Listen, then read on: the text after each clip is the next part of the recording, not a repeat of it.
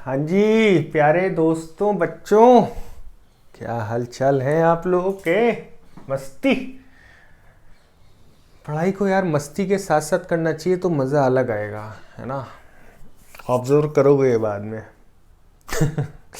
किया हुआ है भाई, ऑब्जर्व किया हुआ है। बल्कि मैंने क्या, जितने भी टीचर्स हैं सभी जानते हैं इस बात को, है ना। एक्सरसाइज 2.4 पॉलिनोमियल्स, है ना। तो फैक्टराइजेशन की बात करनी थी इसमें बेटा। इंट्रोडक्शन जरूर देखिए मेरा आप, है ना। काफ़ी चीज़ें आपको वहीं से क्लियर हो जाएंगी, बट यहाँ पे तो मैंने एक क्विक रिव्यू के तौर पे डाला हुआ है इसको, है ना। तो दो चीज़ें हैं बेसिकली इस चैप्टर में। तो splitting the middle term, factor theorem. तो स्प्लिटिंग द मिडिल टर्म का भी यूज़ है, क्वेश्चन नंबर 4 के बाद है, तो वो मैं जब कराऊंगा तो उसी के साथ ले लूँगा।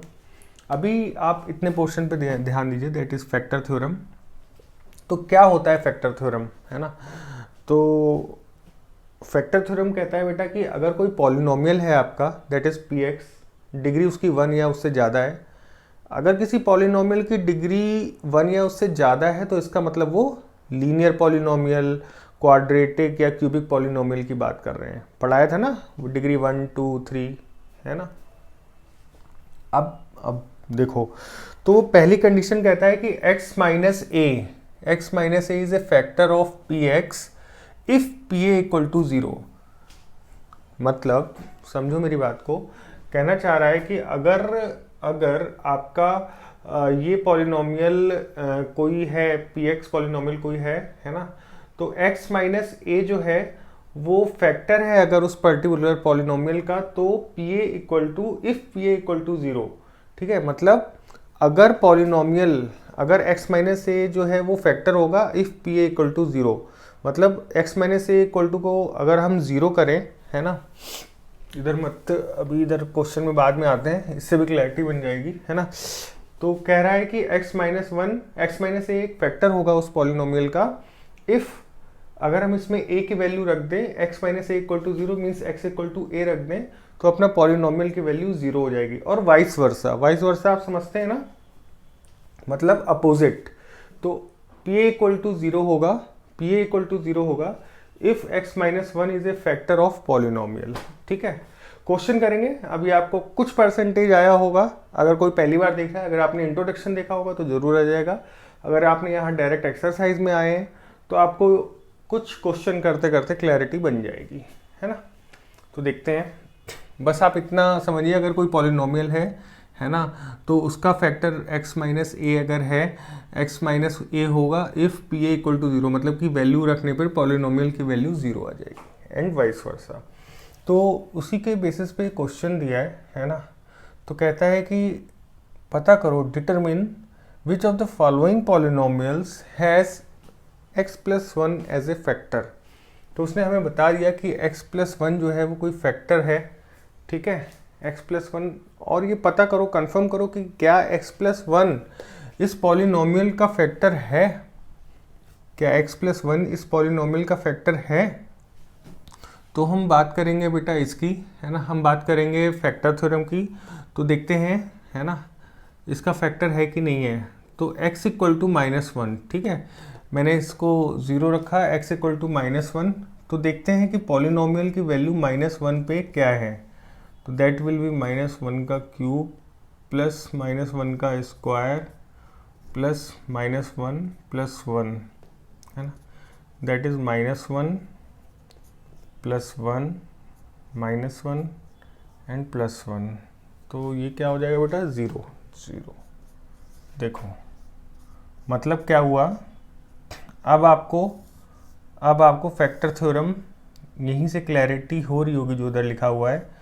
वो कहता है कि अगर देखो यहाँ पे पी ए क्या है, माइनस 1, यहाँ पे पी ए क्या है, पी ए 0 आ गया, पी ए आपका 0 हो गया व्हेन x माइनस ए जो है, x इक्वल टू ए रखा हमने, है ना, x इक्वल टू ए रखा। अरे अगर ये x minus A equal to 0 है, इसको कंपेयर करो ना, है ना। तो x इक्वल टू कितना हो गया, a, तो यहाँ पे a कितना हो गया, ठीक है ना। तो इस तरीके से कंपेयर किया हमने।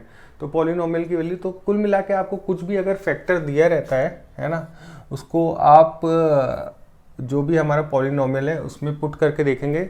अगर उस पॉलिनोमियल की वैल्यू 0 आ जाती है then yes it is the factor. जैसे यहाँ पे लिखेंगे आप yes x plus 1 is a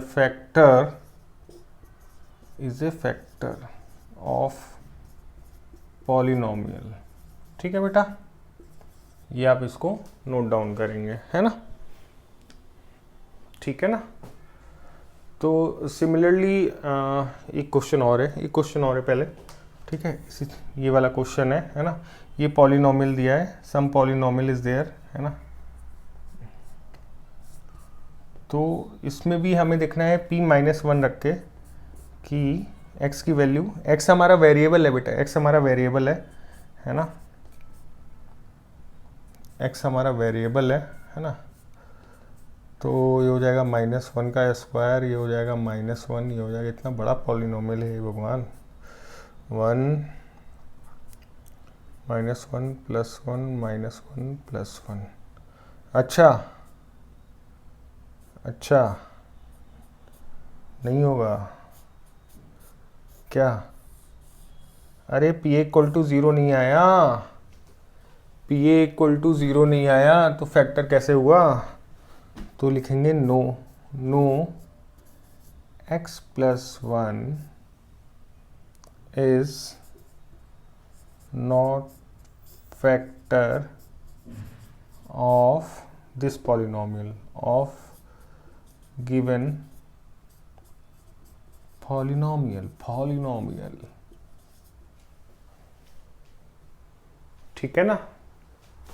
इस तरह से इसमें कुछ पॉलिनोमियल्स, 2 शायद और पॉलिनोमियल दिए हैं, है ना। तो उसमें सिमिलरली हमें चेक करके देखना है कि, और उससे हमें क्लैरिटी हो जाएगी कि ये उसका फैक्टर है कि नहीं है। ठीक है, नेक्स्ट क्वेश्चन देखते हैं। सेकंड क्वेश्चन बेटा सेम ही पूछ लिया उसने, देखो सेम ही पूछ लिया। कहता है कि use factor theorem to determine gx is a factor of px। और px क्या दिया है? पॉलिनोमियल ये दिया है, और gx क्या है? ये दिया है। तो gx is a factor of px, यानी कि जो पिछले क्वेश्चन में हमने देखा है ना, उसने डायरेक्टली दिया था कि जैसे x + 1 जो है वो फैक्टर है। यहाँ पे उसने नाम दे दिया इसका gx, लेकिन काम तो वही है, काम तो वही करना है ना। पॉलिनोमियल में px में रख के देखेंगे gx को, यानी कि फैक्टर को, by factor theorem. Factor theorem आपके सामने लिखी है ना।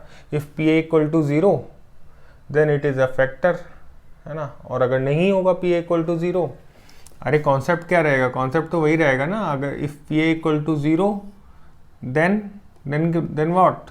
हाँ भैया फैक्टर है। एंड इफ PA ≠ 0, नहीं फैक्टर नहीं है। देखो रखे तो इससे आपका फैक्टर क्या आ गया? x + 1 फैक्टर है तो x क्या आ गया वैल्यू? -1, है ना। और पॉलिनोमियल की वैल्यू आप रख दो, है ना। तो x को -1 बेटा रख दो यहाँ पे। सेम क्वेश्चन है, बिल्कुल सेम वही क्वेश्चन है, बस gx कर दिया उसको, अदरवाइज सेम क्वेश्चन है वो। आ रहा है 0 -2 + 1 + 2 -1 आ रहा है ना, आ तो रहा है, ठीक है। हाँ जी भैया gx हमारा फैक्टर है इस पॉलिनोमियल के लिए। चेक कर लोगे इसमें? अरे सेम क्वेश्चन आ रहे हैं बाबू, सेम क्वेश्चन आ रहे हैं। x = -2 हो जाएगा, x + 2 = 0 से x = -2 यहाँ पे रखो आप, है ना। सारे क्वेश्चन इजी हैं, अगर आपके पास कॉन्सेप्ट क्लियर है तो मैथ्स इजी है, ठीक है। 2 4 2 8 2 4 3 12 -6 + 1, ओके। 12 1 13 8 6 14 नहीं है। x + 2 is not a factor of this, gx is not a factor of px। देखो आंसर थोड़ा इस तरह से लिखना है ना, जैसे इन्होंने पूछा है ना, ठीक है बेटा। gx is not factor of p x. तो मतलब आपको क्लैरिटी है, अगर क्लैरिटी है तो आप कुछ लिख सकते हो ना। और 2 क्वेश्चन बेटा और हैं सिमिलर वे में, तो आप कर लोगे, है ना, मुझे पता है। हम नेक्स्ट क्वेश्चन में चलते हैं, ठीक है, क्वेश्चन 3 में चलते हैं। राइट, क्वेश्चन नंबर 3 में देखिए, कहता है कि फाइंड वैल्यू ऑफ के if x minus 1 is a factor for given below. ठीक है, तो उसने क्या है कि क्वेश्चन में एक फैक्टर दे दिया है हमें, x माइनस 1 जो है वो फैक्टर दे दिया है ना। तो क्या करना है बेटा, क्या करना है, k की वैल्यू निकालनी है ना। और एक चीज़ और है, अगर इसका x माइनस 1 फैक्टर है, अगर इसका x माइनस 1 फैक्टर दिया गया है, तो अगर इसका ये फैक्टर है तो इस वैल्यू पे p इक्वल टू पॉलिनोमियल की वैल्यू 0 होनी चाहिए। अरे फैक्टर थ्योरम के हिसाब से अगर आपका गिवन फैक्टर है, क्या कहता है फैक्टर थ्योरम, फैक्टर थ्योरम पता है ना क्या कहता है, अभी तक जो सारे क्वेश्चन उसी पे तो बेस्ड किए हैं अपन ने, है ना। तो P1 पे आपकी वैल्यू जो है ना, अगर मैं x माइनस 1 इसका एक फैक्टर है, तो P1 पे x माइनस 1 है फैक्टर ना बेटा, तो P1 हो गया ना, है ना। x माइनस a तो a से ही तो कंपेयर करोगे। If x minus 1 a is a factor then what, p equal to 0 ना, यही तो है फैक्टर थ्योरम। ठीक है, तो वही लगा रहे हैं हम इसमें, है ना। x माइनस 1 अगर फैक्टर है तो P1 इक्वल टू 0। तो देखो P1 की वैल्यू रखा हमने, P1 की वैल्यू क्या आई बेटा, P1 की वैल्यू क्या आई, 1 स्क्वायर प्लस 1 प्लस k, और ये किसके बराबर होगा, दैट इज 0, है ना। तो 1 plus 1 2 plus k equal to 0, है ना। और फिर ये कितना हो गया बेटा, k equal to -2। Easy question, easy question, है ना। कॉन्सेप्ट क्लियर है तो सब इजी है मेरे दोस्त। सिमिलरली फॉर दिस आप डायरेक्टली करते जाऊँ, मैं डायरेक्टली करता जा रहा हूँ मैं ना। 2 1 रखोगे तो 1 ही हो जाएगा, प्लस k 1 हो जाएगा, प्लस √2। ठीक है, इसको अगर हम पुट कर दें 0 के इक्वल, है ना, तो k की वैल्यू क्या हो जाएगी, -2 और -√2। ठीक है बेटे, ये इसका आंसर हो जाएगा। नेक्स्ट चलते हैं, that is P1 that is k -√2 plus 1 equal to 0। ठीक है, तो k की वैल्यू क्या हो जाएगी बेटा, k की वैल्यू हो जाएगी √2, इधर हो जाएगा और -1। ये आपका देखो कितने इजी क्वेश्चन है बेटे, है ना, आराम से पूछे जा सकते हैं आपके 1 नंबर में, शॉर्ट क्वेश्चन में 1 या 2 मार्क्स में, है ना। तो that is k -3 plus k है क्या, okay, plus k equal to 0, है ना। तो ये 2k इक्वल टू 3 हो गया, है ना। तो k कितना हो गया बेटा आपका, 3/2। क्लियर है ना, क्लियर है बेटा, ये चारों पार्ट हो गए, है ना। अब एक क्वेश्चन लिखा है बेटा आपका कि इसको फैक्टराइज करना है। अब हम लोग यूज़ करेंगे स्प्लिट द मिडिल टर्म, है ना। ये तो क्लियर हो गया होगा आपको, है ना। नेक्स्ट क्वेश्चन पे चलते हैं, स्प्लिट द मिडिल टर्म। तो कैसे स्प्लिट करना है, हालांकि मैंने बताया था एक बार, रिवीजन के लिए मैंने लिख भी रखा है ना। तो देखो, अगर किसी भी हमें इक्वेशन को, क्वाड्रेटिक इक्वेशन को अगर हमें इस तरीके से फैक्टराइज करना है, x² + bx + c, तो हमें क्या करना पड़ेगा बेटा, मैंने क्या बताया था, हमें क्या करना पड़ेगा, हमें b को, ये जो b वैल्यू है ना, तो हमें b को इस तरीके से करना पड़ेगा कि जो b जो हमें मिले वो सम ऑफ 2 नंबर्स और a और c, जो x² का कोफिशिएंट है और जो कांस्टेंट है, इसके प्रोडक्ट में मिले ac। नहीं है, समझ नहीं है, देखो फिर से समझो, एक एग्जाम्पल के थ्रू चलते हैं तो ज़्यादा क्लियर होगा चीज़ें। वो कहता है कि हमें इसको फैक्टराइजेशन मिडिल टर्म्स थ्योरम से हमें इसके फैक्टर्स निकालने हैं, 6x² + 17x + 5। ठीक है, तो इसमें a क्या है, a 6 हो गया, यहाँ पे इन्होंने pq बोल दिया ab को, है ना। तो p क्या है, p सपोज q ये है, ठीक है, सॉरी p और q तो निकालना है, तो a अभी 6 है, b 17 है और c 5 है। ठीक है, अब बताओ आप, अगर हमें दो नंबर चाहिए यहाँ पे, है ना, 6 5 या 30, ताकि उनका प्रोडक्ट तो हमारा 30 हो और जो सम हो, जो x का कोफिशिएंट है सम हो, वो 17 हो। इसको ऐसे कह सकते हैं कि जो दो नंबर हमें इस तरीके के चाहिए, ठीक है, दो नंबर हमें इस तरीके के चाहिए जिनका प्रोडक्ट जो है वो हमारा एक्स स्क्वायर के कोफिशिएंट और कांस्टेंट के कोफिशिएंट के इक्वल हो, मीन्स ए और सी के कोफिशिएंट के मल्टीपल के इक्वल हो। यहाँ पे आप देखो, है ना, और एडिशन जो है वो होना चाहिए, एडिशन होना चाहिए ये जो एक्स का कोफिशिएंट है इसके इक्वल।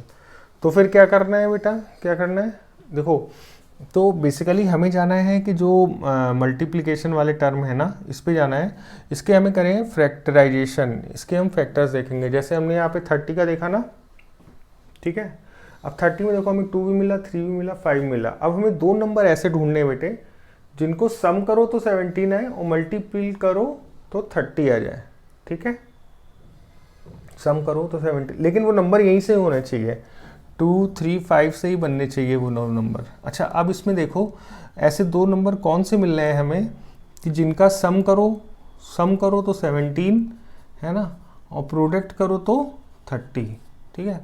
तो इसमें आपको पेयरिंग करनी होगी इस तरीके से। तो देखो 6 और 5 नंबर है बेटा, ऐसा 6 और 5 नहीं बन पाएगा। 6 और 5 क्यों बन जाएगा, 2 15 3 5 15, हाँ ये मिल जाएगा ना, 5 3 15 और 2 मिल जाएगा, 15 और 2, है ना। अगर आप इसका सम करोगे तो भी ये सेटिस्फाई कर रहा है, अगर आप इसका प्रोडक्ट लोगे तो 30 बन रहा है ना। तो देखो यहाँ पे देखो, यहाँ पे इसको रिजॉल्व करने का मेथड देखो बेटा, 6x² प्लस 17x को आपने 15x प्लस 2x कर दिया, ये दोनों टर्म, है ना, प्लस 5, देन आपने कॉमन ले लिया 3x, तो ये कितना बचा आपका 6x² अपॉन 3x, ये बचा 2x, ये बचा 5, और ये यहाँ पे 1 कॉमन लिया, दैट इज 2x प्लस 5। तो 2x प्लस 5 को कॉमन ले लिया मैंने, तो यहाँ पे बचा 3x प्लस 1।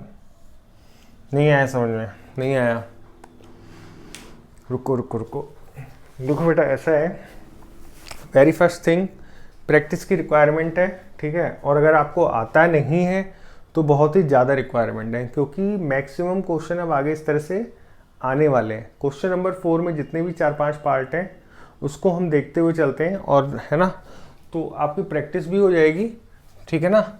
और ये आपको क्लैरिटी होना बहुत ज़रूरी है, क्योंकि split the middle term is very important, है ना, इज़ वेरी इंपॉर्टेंट, ये आपको आना ही चाहिए, ये आपको आना ही चाहिए। तो एक क्वेश्चन देखते हैं, है ना, और उसके बाद अगर क्लैरिटी आपको कहीं भी डाउट हुआ तो हम नेक्स्ट भी देखेंगे, है ना।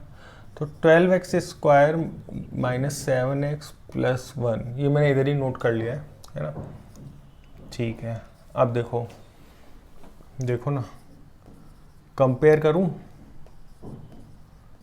ठीक है, a और c, ac कितना होना चाहिए, ac कितना है यार 12, ठीक है, और b कितना है यहाँ पे, b कितना है -7, है ना। अच्छा, यहाँ पे माइनस कंसीडर मत करना बेटा, ठीक है, माइनस कंसीडर करने की ज़रूरत नहीं है, ठीक है। दो नंबर हमें ऐसे चाहिए, ठीक है, 12 है, जैसे AC का अपने को क्या करना है, फैक्टराइजेशन ले लेना है, ठीक है, AC जो प्रोडक्ट होता है, ठीक है, यहीं से हमारे वो नंबर्स आएंगे, ठीक है। देखो 2 2 और 3, तो इन्हीं में से हमें दो नंबर ऐसे निकालने हैं, चाहे तो आप मल्टीपल कर सकते हो, 3 2 या 6, 6 और 2 नहीं बन रहा, 6 और 2 से ये तो बन जाएगा, अगर हम 6 और 2 लेंगे तो ये तो बन जाएगा, 6 2 या 12, बट 6 प्लस 2 8 नहीं बन पाएगा, है ना। अब देखो आ रहा है ना समझ में, है ना, 6 और 2 नहीं हुआ, 4 और 3 देखते हैं, 4 और 3 AC 4 3 या 12, हाँ ठीक है, ये सेटिस्फाई हो गई कंडीशन, है ना, और 4 प्लस 3 7, हाँ यही चाहिए था हमें, ये भी सेटिस्फाई हो गई, है ना। तो दो हमें देखो 4 और 3 कैसे मिला हमें, 2 2 या 4, 2 2 या 4 और +3। तो मतलब इन 3 नंबर से हमें इस तरीके की मतलब कैलकुलेशन करनी है कि इनका प्रोडक्ट जो है वो 12 आए और जो सम है ना, जो सम है वो 7 आए, ठीक है। तो ये हमने इस तरीके का कैलकुलेशन करते हैं बेटे, ठीक है। ये हर क्वेश्चन पे करना है और जैसे जैसे आपकी प्रैक्टिस होती जाएगी तो आपको एक टाइम ऐसा भी आता है बेटा कि मुझे तो ये देखते ही पता चल जाता है, मुझे तो ये क्वेश्चन देखते ही पता चल जाता है कि इसमें 4 और 3 कर लो तो वो 12 का मल्टीपल भी होगा और इसको सेटिस्फाई भी करेगा। लेकिन आपके लिए अभी जब अगर आपकी स्टार्टिंग है ना, आपने अभी ये देखा है तो आपको थोड़ा समय लग सकता है, बट आ जाएगा, ऐसा कुछ है नहीं उसमें टफ, वो आ जाएगा। अब बात करते हैं, सॉल्व आगे करते हैं, है ना। तो -4 और 3 आपका जो है, देखो 4x + 3x ये 7x हो गया, है ना। ये ध्यान रखना है आपको, ठीक है। इस तरीके से हमें सॉल्व करना है क्वेश्चंस को, बहुत ही ध्यान से चलते हुए, ठीक है। अब इसमें कॉमन क्या हो जाएगा बेटा, 4x, है ना। तो 4x कॉमन होगा तो 12x² / 4x that is 3x -1 हो जाएगा। फिर यहाँ माइनस कॉमन अगर लेंगे तो 3x और -1। ये आपको ध्यान रखना है बेटे कि जो आपका ये वाले टर्म बनेंगे ना, इस तरीके से आपको करना है कि आपको इक्वल फैक्टर्स मिल जाए ताकि आप उसको कॉमन ले सको। तो 3x -1 अगर आप कॉमन लेंगे, है ना, तो दैट इज़ 4x -1, ठीक है। तो इस तरीके से आपको क्वेश्चंस को सॉल्व करना है बेटे, ठीक है। तो ये आपका ये पर्टिकुलर यहाँ फैक्टराइज हो गया, this one is the answer. तो 1-2 क्वेश्चन और करके देखते हैं ऐसे, है ना। ये देखो मैं नहीं कह रहा 100%, लेकिन अगर आपने जस्ट स्टार्ट ही किया है तो हाँ कुछ % तो क्लियर होगा, है ना। इसको नोट कर लेना, ठीक है। तो 1-2 क्वेश्चन और देखते हैं तो आपको चीज़ें बिल्कुल और भी क्लियर हो जाएंगी, है ना। एक फैक्टराइज और कर लेते हैं, एक फैक्टराइजेशन और कर लेते हैं। बहुत इजी कॉन्सेप्ट है बेटा, अभी आपने स्टार्ट किया इस वजह से आपको टफ लग रहा होगा, बट इजी है। देखो 2x² + 7x + 3, है ना। एक और कर लेंगे, है ना, एक और कर लेंगे दैट इज 3x² -x -4, ठीक है बेटा। तो ये आपके क्वाड्रेटिक के तीनों क्वेश्चन हो जाएंगे कवर इसमें, ठीक है। अब बताओ बेटा, अब बताओ आप, अरे बताओ भाई, इतना लोड क्यों ले रहे हो यार, प्रैक्टिस ही तो करनी है। 3 और 2, 3 2 जा, AC का प्रोडक्ट कितना हो गया, 3 2 जा 6 के फैक्टर करने हैं ऐसे। क्लियर नज़र आ रहा है बेटा, क्लियर नज़र आ रहा है। अगर आप बहुत ध्यान से देखो तो कह रहा है कि 6 के ऐसे फैक्टर करो कि उनका प्रोडक्ट तो 6 के बराबर हो जाए और सम जो है वो 7 के इक्वल टू हो जाए। देखो ना, ठीक है। तो अगर आप बहुत ध्यान से देखो तो 6 ही इसका एक फैक्टर हो जाएगा, दैट इज़ क्या लिख सकते हैं, ये इस चीज़ को क्या लिख सकते हैं बेटा, 6x + x, है ना, 6x + x लिख सकते हैं, ठीक है। अब यहाँ से आप 2x कॉमन ले लो तो दैट विल बी x + 3 हो जाएगा ये, है ना, +1 that is x + 3। Now x + 3 यहाँ से आप कॉमन ले लें, है ना, दैट विल बी 2x + 1, है ना। तो इस तरीके से हो जाएंगे क्वेश्चंस। सिमिलरली 3 4 जा 12, 4 और 3 मीन्स 12।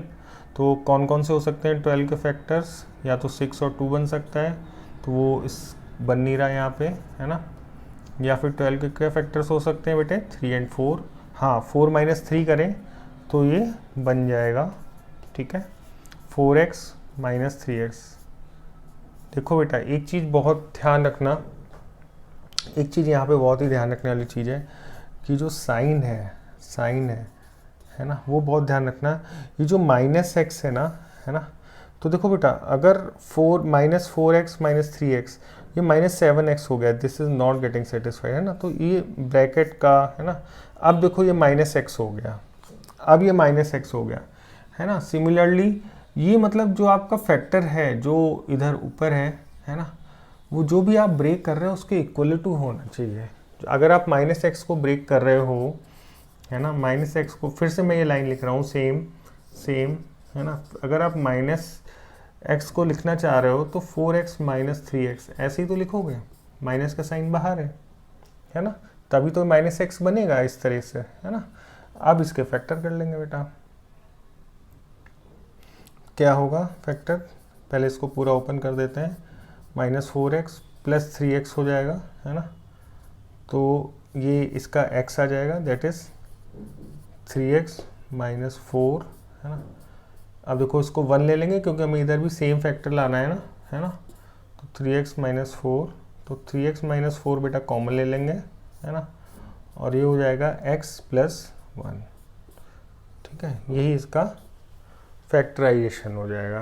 तो ये क्वेश्चंस होते हैं स्प्लिट द मिडिल टर्म के, स्प्लिट द मिडिल टर्म के।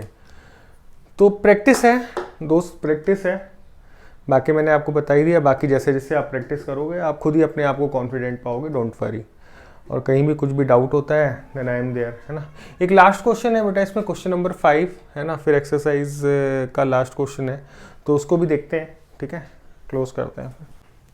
तो क्वेश्चन नंबर 5 है बेटा, इसमें जो अभी तक हमने देखे थे उसमें आपने देखा था कि क्वाड्रेटिक पॉलिनोमियल था, है ना, स्क्वायर था ना, ये क्यूबिक पॉलिनोमियल्स हैं। अब इसको आप कैसे स्प्लिट द मिडिल टर्म से सॉल्व कर पाओगे, बताओ ना।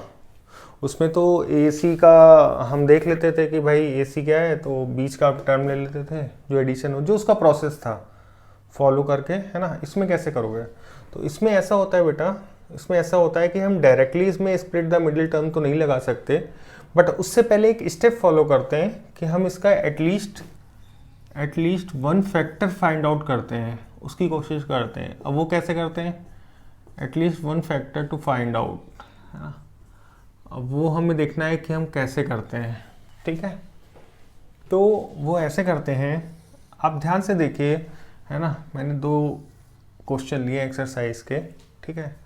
तो जो इसमें सबसे लास्ट वाला टर्म है, जैसे यहाँ पे 2 है, यहाँ पे 5 है ना, उस वो और जो क्यूबिक जो हाईएस्ट डिग्री का हमारा कोफिशिएंट है ना, ठीक है, अगर मैं इसका प्रोडक्ट लूँ तो बेटा 2 बनता है ना, ध्यान से देखिएगा, प्रोडक्ट 2 बनता है। यहाँ कितना बनता है बेटा 5, है ना। और एक चीज़ कि सबका हर पॉलिनोमियल का एक जो ये सारे एजम्पशन है, अच्छा, है ना, एजम्पशन है, या इसको आप ट्रिक भी बोल सकते हो, है ना, लिखना नहीं है। तो इसमें देखो, अगर मैं इसमें यहाँ पे +-1 +-2, है ना, इस वाले पॉलिनोमियल में जो आपका गिवन पॉलिनोमियल है, देखते जाओ बहुत आराम से समझ में आएगा, है ना। जो आपका गिवन पॉलिनोमियल है इसमें बेटा अगर जो +-2 तो यहाँ से आ गया, +-1 हमने ये कंसिडर कर लिया है ना, क्योंकि +-1 तो सबसे मिनिमम होता है। तो अगर इसमें हम रख के देखें, है ना, जैसे हम 1 रख के देखें और चेक करें कि इसका x-1 एक फैक्टर है कि नहीं है, तो देखो बेटा 1 रख के अगर हम देखते हैं, है ना, सबसे लोअर रख के देख रहे हैं हम ऐसे, जस्ट फॉर, क्योंकि क्या पता लोअर ही सबसे पड़ जाए, है ना। तो 1 तो बेटा यहाँ पे -4 नहीं हुआ, है ना, x-1 इसका फैक्टर नहीं हुआ। p-1 अगर रख के देखें तो -1 अगर ये भी नहीं होता है तो 2 पे जाएंगे, अगर ये भी नहीं बनता है तो 2 पे जाएंगे। यही हमें इसमें करके देखना है, हमें कुल मिला के इसमें एक फैक्टर ढूंढना है। बन गया क्या, -2 x³ -2x², नहीं, -1 -2 +1 -2, नहीं, ये भी नहीं है। दोनों की वैल्यू -4 आ रही है, चाहे आप 1 रखो और चाहे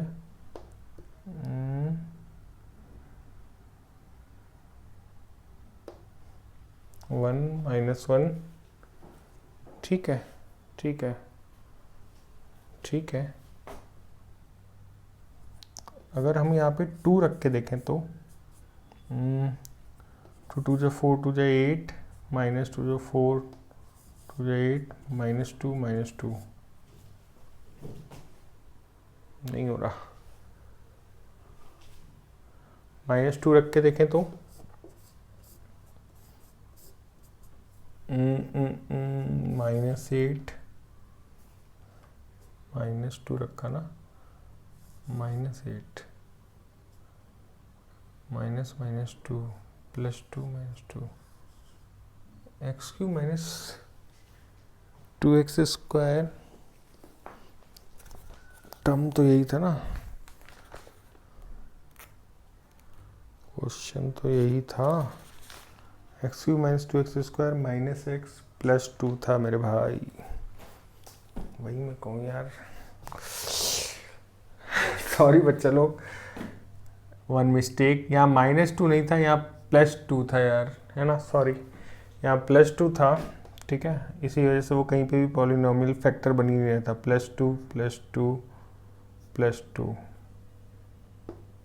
0 आ गया ना पहले पे ही, P1 पे ही 0 आ गया, है ना, आ गया ना 0। अरे जब एक फैक्टर हो गया तो फिर दूसरे पे जाने की क्या ज़रूरत है ना। देखो ना, P1 ही 0 आ गया, ठीक है। देख लेता हूँ और कोई नेक्स्ट क्वेश्चन में तो मिस्टेक नहीं है। x³ -3x² -9x -9, okay okay, ठीक है बेटा, ठीक है। तो यहाँ से बेटा देखो, आपको ये हो गया कि x -1 जो है is a factor of given polynomial px, है ना, सॉरी गिवन पॉलिनोमियल। तो ये आपका फैक्टर हो गया। अब आप इसको x -1 को अगर यहाँ पे देखो वैल्यू रख दें, देखो दो तरीके हैं इसके, दो तरीके हैं। या तो आप एक काम करो कि x -1 से ये आपका फैक्टर आ गया, ठीक है। अब इसको आप इससे डिवाइड कर दो, ठीक है, वो तो आप कर लोगे, है ना। x², तो देखो क्या हो गया, x³ -x², ठीक है, सॉरी x³ -x², है ना। तो ये कितना हो गया, -x² -x +2, है ना। अब कितने से करें इसको, -x है, तो ये हो गया -x² और +x, इसको प्लस हो जाएगा, साइन चेंज करें तो ये कितना हो गया, -2x +2, है ना। तो -2 से अगर करें तो कितना हो जाएगा, -2x +2, ठीक है बेटा, ठीक है ना।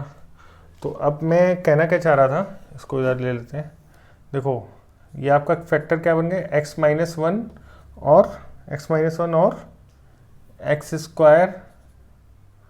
-x -2। तो कुल मिला के हमने इस वाले फैक्टर को, कुल मिला के हमने क्या किया, बहुत ध्यान से देखना कि इस वाले फैक्टर को, इस वाले पॉलिनोमियल को, सॉरी पॉलिनोमियल को, हमने इस वाले पॉलिनोमियल को इन दो पार्ट में ब्रेक कर लिया, दैट इज x -1 और x² -x -2। अब ये हमारा एक फैक्टर हो गया, इसको भी हम दो पार्ट में तोड़ सकते हैं। कैसे? अब यहाँ पे चाहे तो फैक्टर थ्योरम लगा लो और चाहे तो स्प्लिट द मिडिल टर्म लगा लो। जैसे अगर मैं यहाँ पे स्प्लिट द मिडिल टर्म लगाता हूँ, है ना, तो ये कितना हो जाएगा, इसके फैक्टर क्या हो जाएंगे, 2 और 1, है ना। तो 2x + x -2 x -2, है ना, और फिर ये हो जाएगा x -2 x +1। ये दोनों फैक्टर बन जाएंगे और एक फैक्टर मेरे पास पहले से ही है, दैट इज x -1, और इन दोनों को ऐड कर, इन दोनों को और ले लो, x -2 x +1। तो इस तरीके से हम लोग क्यूबिक पॉलिनोमियल के फैक्टराइजेशन करते हैं। देखो फिर से आते हैं एक बार। हमने क्या, देखो स्टार्ट हमने कैसे किया बेटा कि जो हमारे क्यूबिक पॉलिनोमियल है ना, इस पे हमने लास्ट टर्म देखा है ना, और उसमें देखा कि क्या हमारा कुछ एसम्पशन जो है वो हमेशा, देखो ऐसा होता है कि हम एक मान के चलते हैं कि कोई भी हमारा पॉलिनोमियल होगा तो उसको +1 -1 तो एक मिनिमम वैल्यू लेनी ही है जो उसका फैक्टर हो सकता है ना। उसके अलावा एक जो फैक्टर है लास्ट में उसको हमने +-2 इसको भी रख के देख लिया, इसमें भी हम रख के देखेंगे है ना। तो लास्ट वाला फैक्टर है इसको भी रख के देखेंगे, 5 रख के देखेंगे यहाँ पे मल्टीपल है ना x³ का और कांस्टेंट का, ठीक है। तो हमारा यहाँ 1 रखने पे ही बेटा 0 आ गया, इसका मतलब x-1 जो है वो इसका एक फैक्टर हो गया, ठीक है। अब क्या किया हमने, हमारा x-1 इसका एक फैक्टर हो गया, ठीक है। अब हमने देखा कि हमें दूसरा फैक्टर निकालना है, ठीक है, हमें दूसरा फैक्टर निकालना है। तो दूसरा फैक्टर निकालने के लिए हमने इसमें लॉन्ग डिवीजन मेथड, अपना नॉर्मल डिवीजन मेथड किया, तो हमारा ये दूसरा फैक्टर आ गया, ठीक है। अब इसको हमने split the term, middle term से सॉल्व किया, तो हमारे ये 2 फैक्टर आ गए। तो हमारा पहला फैक्टर ये था और बाकी 2 फैक्टर ये हो गए। तो इस तरीके से क्वेश्चन को सॉल्व करना है। बताने में बड़ा लग रहा है लेकिन जब आप सॉल्व करने बैठोगे then it will be very easy, ठीक है, बहुत इजी होगा ये, ठीक है। हम दूसरा क्वेश्चन करते हैं तो उसको आपको और क्लैरिटी बनेगी, है ना। देखो तो जैसे इसके भी हम ले लेते हैं ना एक बार +-1 +-5, क्योंकि 5 का 5 है तो फिर है ना क्या बनेगा, 5 ही बनेगा और एक 1 बन जाएगा, है ना। तो इसलिए तो 1 रख के देखते हैं, सबसे पहले यही करना है आपको, 1 -1 हर उसमें रख के देखना है ना। तो 1 -3 -9 -5 नहीं बना, है ना, नॉट इक्वल टू 0 बना। -1 रख के देख लेते हैं, तो ये हो जाएगा -1 -3 +9 -5 -1 -4 हाँ ये बन गया ना, ये बन गया। सो x+1 is a factor of given polynomial, ठीक है। तो अब एक फैक्टर आपके पास आ गया, सेकंड फैक्टर आप निकाल लो बाय डिवीज़न, है ना, और उसको हम फिर स्प्लिट द मिडिल टर्म से रिजॉल्व कर लेंगे। तो इसको एक बार निकालते हैं, है ना, ऊपर जगह नहीं इधर लिख दे रहा हूँ इसको, x²। तो अरे ये तो सॉल्व करना आता है ना सभी को भाई, ऐसा मत करना यार प्लीज़, है ना, ऐसा मत करना। और अगर ऐसा है तो इसको जल्दी से सीखो, आप नहीं आता तो बताना, इसका एक सेपरेट वीडियो बना देंगे दोस्त, है ना, शर्माना नहीं, बस बता देना, सपोर्ट पूरा है ना। देखो अगर कुछ नहीं भी आ रहा है तो उसको छुपाओ मत, ठीक है, उसको सीखो। सबने बेटा ऐसे ही कर करके सीखा है ना। हम लोग तो क्या है कि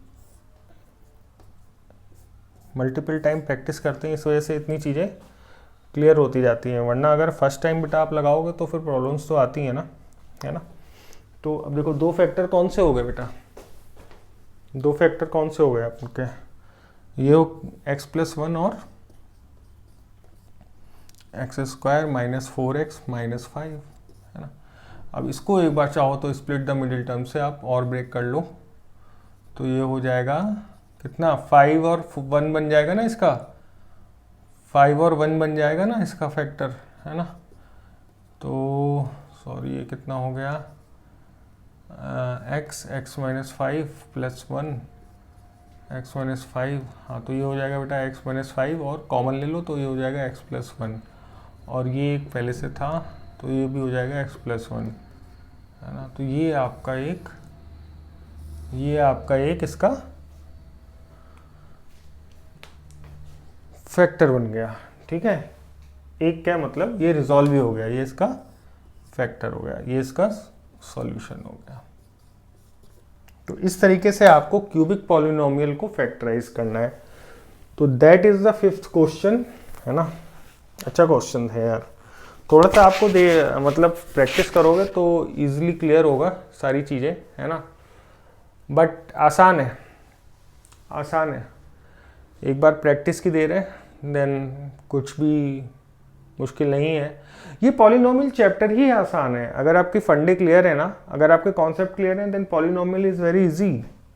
स्कोरिंग भी है ना, स्कोरिंग भी है, तो ध्यान दो इस पे, इस चैप्टर पे, है ना। एक्सरसाइज 2.4 ठीक है, एक्सरसाइज 2.5 पे चलते हैं फिर हम, है ना। ये 2.4 ही था, एक बार मैं क्लियर करूँगा, हाँ ठीक है। नेक्स्ट अपना एल्जेब्रिक आइडेंटिटीज़ है, उसको हम देखेंगे। एल्जेब्रिक आइडेंटिटीज़ में बेटा फार्मूलेज ही हैं, है ना, कुछ हार्ड फार्मूले हैं, उस पर वो लास्ट एक्सरसाइज है 2.5, राइट, लास्ट एक्सरसाइज है, तो कुछ फार्मूलेज हैं उनको देखेंगे, उस पर करेंगे क्लोजर, है ना। ठीक है बेटा, तो पढ़ते रहिए और मस्त रहिए, एंजॉय, ओके बाय।